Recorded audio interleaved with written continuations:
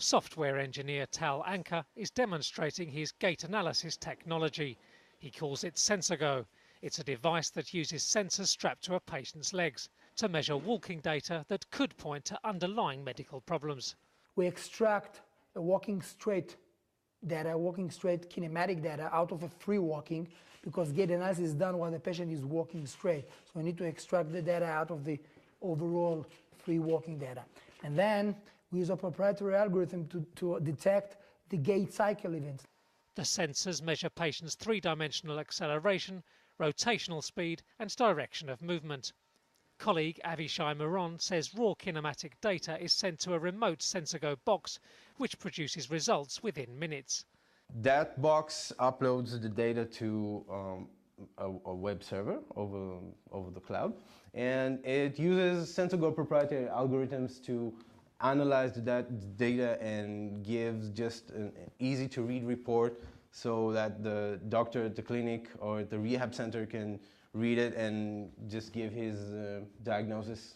Gait analysis is used to assess, plan and treat individuals with conditions affecting their walking ability. Cerebral palsy and stroke patients are commonly seen in gait labs, but most current systems require X-rays and time-consuming walking sessions that have to be recorded on video. Anker says SensorGo is easier to use and less expensive. He says it could also help detect conditions before they become obvious. There's a potential in neurology and detection neurology disorders, prediction risk of falling in the elderly population, osteoarthritis. The bunch of research papers show the correlation between gait parameters values and the functional status of the patient. Also, dementia can be detected early. The developers say they are encouraged by successful patient trials conducted at Israel's Barzilai Medical Center, overseen by Dr. Omri Lebowski. We hope using the SensorGo will enable us physicians to gather much more information about our patients in their native environment. This will enable us to know much more about their walking abilities and